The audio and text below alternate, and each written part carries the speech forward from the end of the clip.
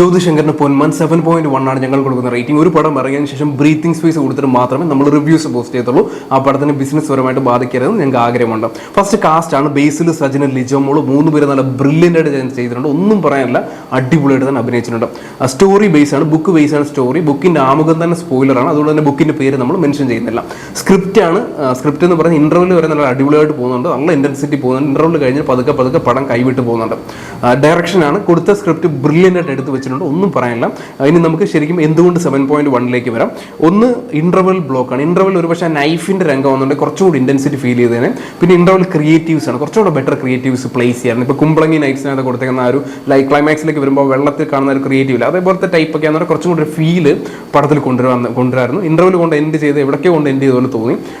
ഞാൻ പറഞ്ഞ നൈഫിന്റെ സീൻ എന്നുണ്ടെങ്കിൽ കുറച്ചും കൂടെ ഫീൽ വന്നതിന്. സെക്കൻഡ് പ്ലോട്ടാണ്. പ്ലോട്ടിന്റെ ക്ലൈമാക്സിലേക്ക് വരുമ്പോൾ പെട്ടെന്ന് കൊണ്ട് എൻഡ് ചെയ്തതുപോലെ തോന്നി. നമ്മൾ തിയേറ്ററിൽ ഇരുന്നിട്ട് എൻഡ് ആയോ എന്നുള്ള തോന്നൽ വന്നു. പിന്നെ അത് കഴിഞ്ഞിട്ട് കുറേ സീൻസ്, കുറച്ച് ലവ് കാര്യങ്ങളെ കാണിക്കുന്നുണ്ട്. പക്ഷെ അവർ തമ്മിൽ അത്രത്തോളം ഒരു കെമിസ്ട്രിയോ കാര്യങ്ങളോ ഒന്നും ആ പടത്തിൽ വലുതായിട്ട് വരുന്നില്ല. അപ്പോൾ ആ ഒരു കെമിസ്ട്രി സീൻ്റെ ഒക്കെ ക്ലൈമാക്സിന്റെ ആവശ്യം വരുന്നില്ല. കാരണം മെയിൻ പ്ലോട്ട് എന്ന് പറയുന്നത് ഇവരുടെ കോൺഫ്ലിക്റ്റ് ആണ്, മെയിൻ ഡിപ്പെൻഡ് ആണ്. അപ്പോൾ അത് ലാസ്റ്റിൽ കൊണ്ടുവന്ന് അങ്ങനെ കൊണ്ട് എൻഡ് ചെയ്യുന്നതിനോട് അത്ര താല്പര്യം എനിക്ക് ഫീൽ ചെയ്തില്ല. പിന്നെ ഫാന്റസി എലമെന്റ്സ് ആണ്. ഇത് എല്ലാ ഡയറക്ടറിനും ഞാൻ പറഞ്ഞത് ഫാന്റസി എലമെന്റ്സ്. ഇപ്പം ഒരു റോ മൂവി ആണെന്നുണ്ടെങ്കിൽ, ഇപ്പം മഹേഷിന് പ്രതികാരം പോലെ മൂവി ആണെന്നുണ്ട്, അതിലൊരിക്കലും ഫാന്റസി എലമെന്റ്സ് കൊണ്ട് പ്ലേസ് ചെയ്തിരിക്കാം.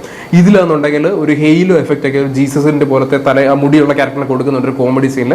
ആൾറെഡി ആ കോമഡി നമുക്ക് കൺവേ ആയിട്ടുണ്ട്. പിന്നീട് ആ ഒരു ഹെയിലോ എഫക്റ്റ് കൊണ്ടുവരേണ്ട ഒരാവശ്യമില്ല. പടത്തിൽ നമ്മൾ പുറത്ത് കിടക്കാൻ ഇതേപോലുള്ള എലമെന്റ്സ് നമുക്ക് ഫീൽ ആകും. നമ്മൾ റോ ആയിട്ട് നമ്മൾ നല്ല ഒരു നാച്ചുറലായിട്ട് അത് കണ്ടുപോകുമ്പോൾ അതിൻ്റെ ഇടയ്ക്ക് ഇതേപോലുള്ള എലമെന്റ്സ് കൊണ്ടുവച്ചാൽ സ്റ്റാർ, ഹെയിലോ ഒരാവശ്യം തോന്നില്ല. ക്യാരക്ടറിന്റെ ഡെപ്ത് ആണ്. സജിന്റെ ക്യാരക്ടറിന് ഇന്റർവ്യൂവിൽ വരെ ബ്രില്യൻ്റ് ആയിട്ട് നല്ല അടിപൊളിയായിട്ടുള്ള ഒരു ഡെപ്ത് കൊണ്ടുവന്നിട്ടുണ്ട്.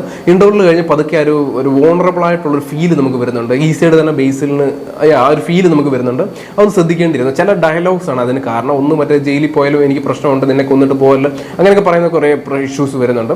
അപ്പോൾ ഞാൻ ഒരുപാട് പറയുന്നില്ല, സ്പോയിലർ ആയിപ്പോൾ. പക്ഷേ ഈ ഒരു ഇഷ്യൂസ് ശ്രദ്ധിക്കണം. ഒന്ന് ഇന്റർവെൽ ക്രിയേറ്റീവ്സും, സെക്കൻഡ് ക്ലൈമാക്സ് പെട്ടെന്നായിട്ടുള്ള സഡൻ സ്റ്റോപ്പും, തേർഡ് എന്ന് പറഞ്ഞ ഫാന്റസി എലമെന്റ്സ്. അത് ഇനിയുള്ള പടങ്ങളിലായാലും ഫാന്റസി എലമെന്റ്സ് റോ മൂവീസിൽ ഒഴിവാക്കുക.